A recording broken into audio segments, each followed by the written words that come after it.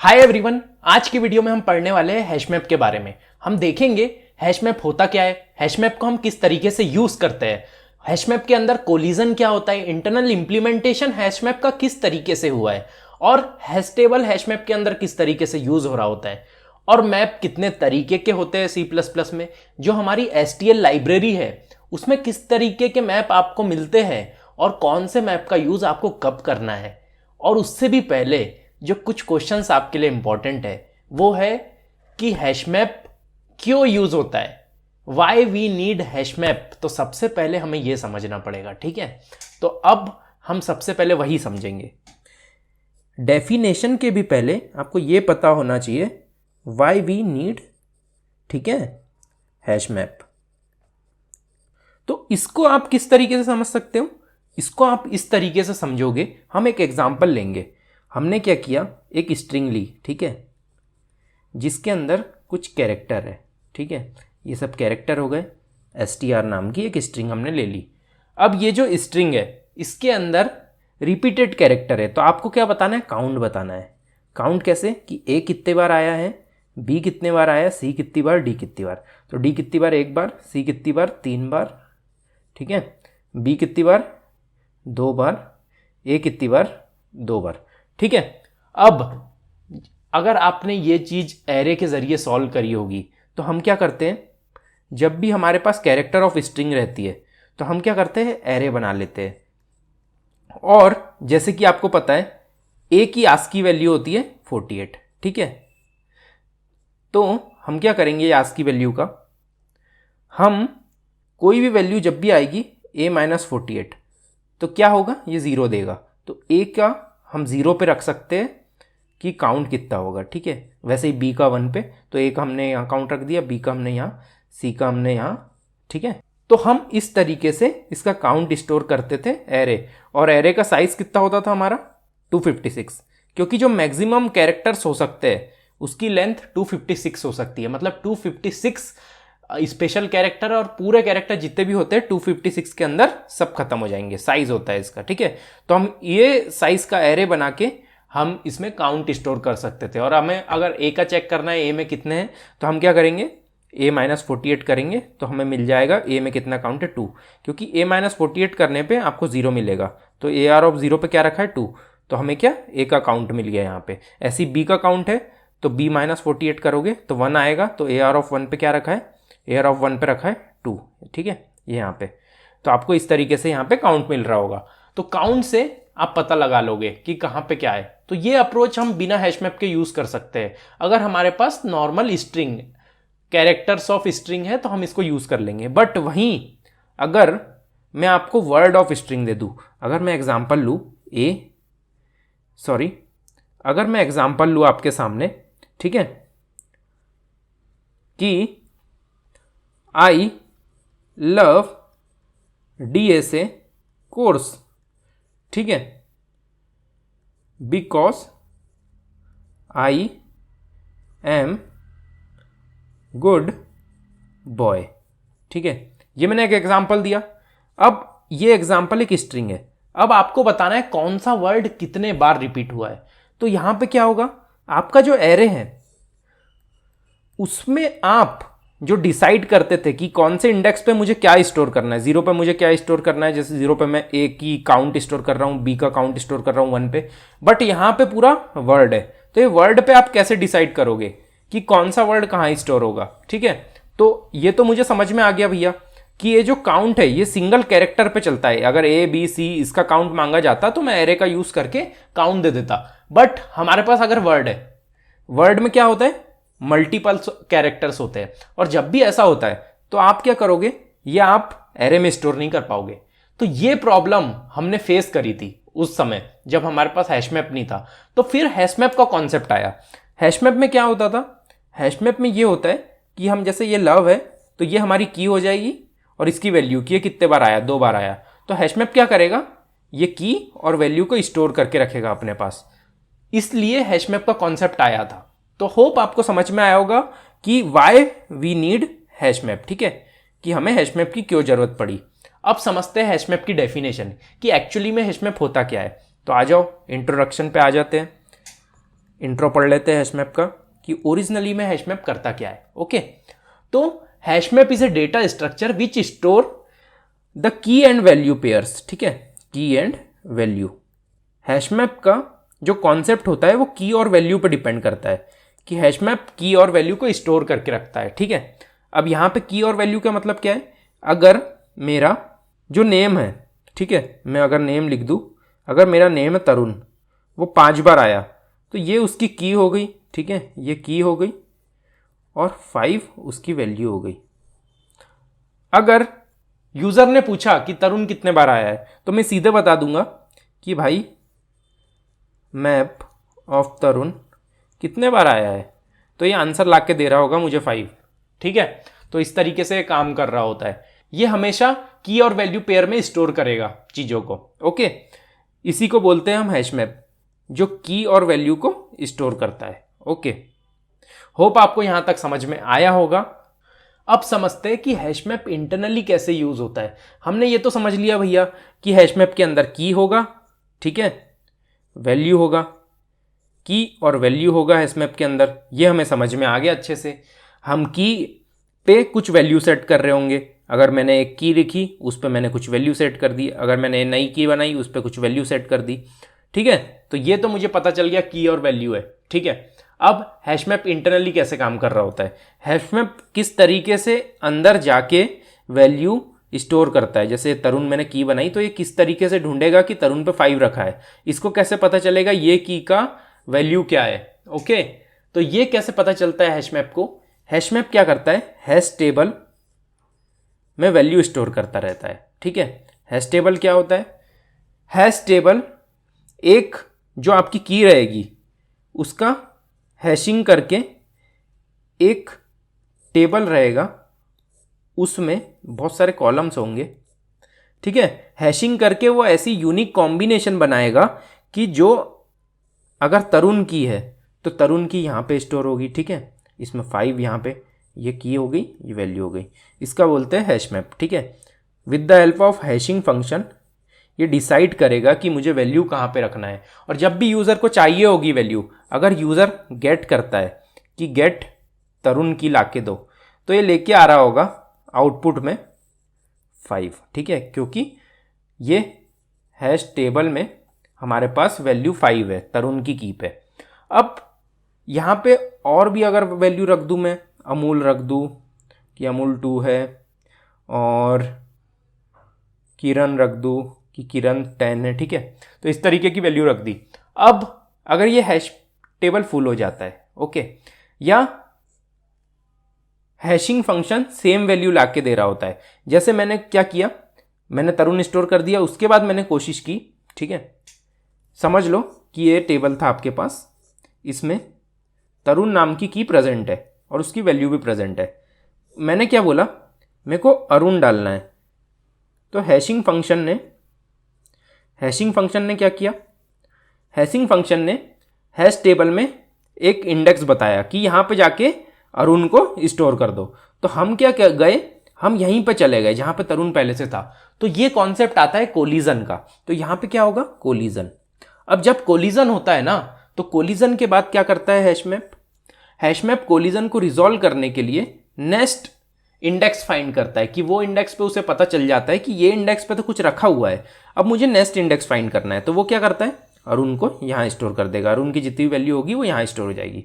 ठीक है, वैसे ही गेट करने में जब आप अरुण को गेट करोगे तो अरुण के हिसाब से एक हैशिंग फंक्शन बनाएगा और उसके हिसाब से वो डिसाइड करेगा कि मुझे कौन से इंडेक्स पे जाना है और कहाँ से वैल्यू रिट्राइव करके देना है। और ये इतना फास्ट होता है कि आप O1 कॉम्प्लेक्सिटी में आंसर लेके आ पा रहे होंगे। ये इतना फास्ट है। ठीक है, O1 में आपका गेट भी हो जाएगा, O1 में आपका इंसर्ट भी हो जाएगा। ठीक है, इतना फास्ट है। तो आपको ये समझ में आया होगा कि हैशमैप का हम यूज़ क्यों कर रहे हैं। अगर यही चीज़, इतना सारा डेटा हम कहीं और स्टोर कर देते, सपोज लिंक लिस्ट में स्टोर कर देते, तो लिंक लिस्ट में जब डेटा स्टोर होता है, ठीक है, तो वो क्या करता है, वो 1 by 1 जाके ढूंढता है। तो इसकी कॉम्प्लेक्सिटी हो जाएगी O1, इंसर्ट की भी, ठीक है, और गेट की भी। बट यहाँ पे हमें O1 में मिल रहा है। ठीक है, तो O1 एक बहुत अच्छी कॉम्प्लेक्सिटी होती है, इसलिए हम हैश मैप का यूज़ बहुत ज़्यादा करते हैं। हैश मैप का इसलिए यूज़ बहुत ज़्यादा इंपॉर्टेंट होता है। ओके, तो आपको ये भी चीज़ समझ में आई होगी कि हैश मैप क्यों आया और हैश मैप का यूज़ हम क्यों करते हैं, कॉम्प्लेक्सिटी रिड्यूस करने के लिए। जब भी हमें डेटा स्टोर करना होता है, अगर आप कोई क्वेश्चन सॉल्व कर रहे हो जिसमें की और वैल्यू का कुछ कॉम्बिनेशन बन रहा है और आपको ये सब स्टोर करके रखना है क्योंकि आप इजीली एक्सेस करना चाहते हो, ठीक है, तो ये कॉन्सेप्ट आपका जब काम में आ रहा होगा, आपकी टाइम कॉम्प्लेक्सिटी बच रही होगी थोड़ा सा स्पेस यूज करने से, तो वो खराब बात नहीं है। अगर आप थोड़ा सा स्पेस यूज कर लेते हो, आपकी टाइम कॉम्प्लेक्सिटी बच जाती है, तो बेहतर सॉल्यूशन है आपका, ठीक है। तो इस तरीके से हम जब कोडिंग क्वेश्चन सॉल्व करते हैं तो सोचते हैं। अब पढ़ते हैं हम कि C++ के अंदर कितने टाइप के मैप होते हैं, ठीक है। C++ के अंदर एक होता है unordered map, okay, unordered map हो गया जिसमें हम की और वैल्यू स्टोर करेंगे, ठीक है। जैसे की हो गई हमारी स्ट्रिंग टाइप की और वैल्यू हो गई हमारी इंटीजर टाइप की। और दूसरा होता है ऑर्डर्ड मैप। अब मैं इन दोनों का डिफरेंस आपको समझाने वाला हूँ कि दोनों में से डिफरेंस क्या है दोनों का, ठीक है। तो ये दोनों का जो डिफरेंस है उसका मतलब ये है कि ये जो अनऑर्डर्ड मैप है, ये जो अनऑर्डर्ड है, वो जो डेटा स्टोर करेगा वो रैंडमली करेगा, रैंडमली, ठीक है। इसलिए इसकी कॉम्प्लेक्सिटी जो आएगी O1 आएगी। रैंडमली स्टोर करता है, इसमें कुछ सीक्वेंस नहीं होता है कि असेंडिंग ऑर्डर में कर दिया, डिसेंडिंग में कर दिया, शॉर्टेड कर दिया, ऐसा कुछ नहीं है। बट जो ऑर्डर्ड है वो शॉर्टेड में स्टोर करता है डेटा, शॉर्टेड ऑर्डर में स्टोर करता है, ठीक है। इसलिए इसका नाम है ऑर्डर्ड मैप।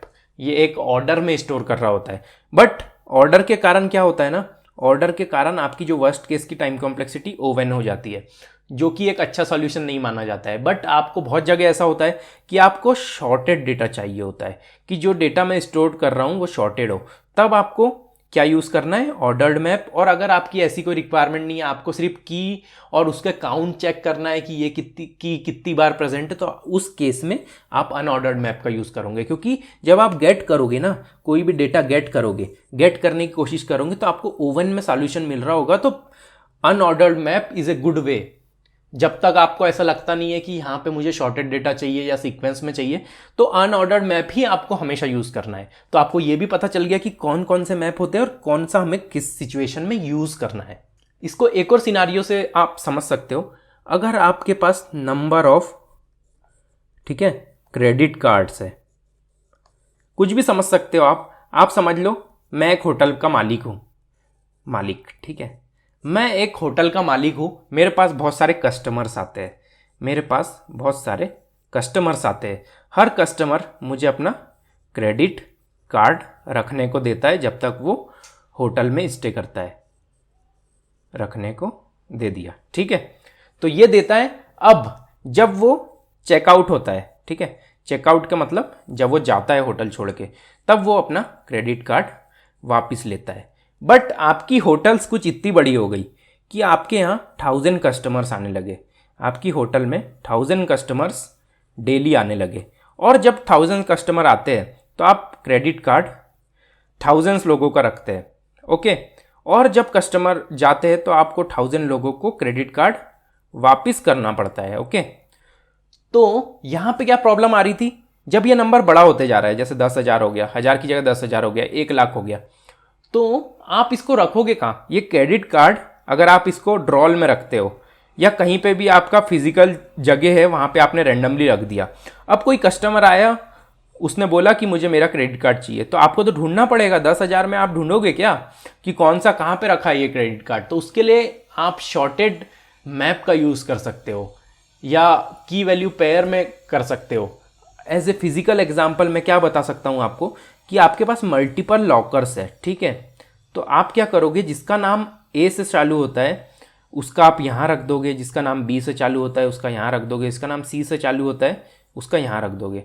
तो इससे क्या हो गया, आपको थोड़ी सी आसानी हो गई। आपको पता है कि भाई मुझे A नाम का कोई बंदा आया है मेरे पास, वो बता रहा है अपना नाम, उसको क्रेडिट कार्ड देना है, तो मुझे अब 10,000 की जगह सिर्फ 200 क्रेडिट कार्ड में फाइंड करना है, क्योंकि A के नाम के 200 ही थे। मुझे एक हिंट मिल गया कि A नाम का बंदा है ये, तो A नाम के 200 ही क्रेडिट कार्ड है, तो मैं यहां से पता कर सकता हूं।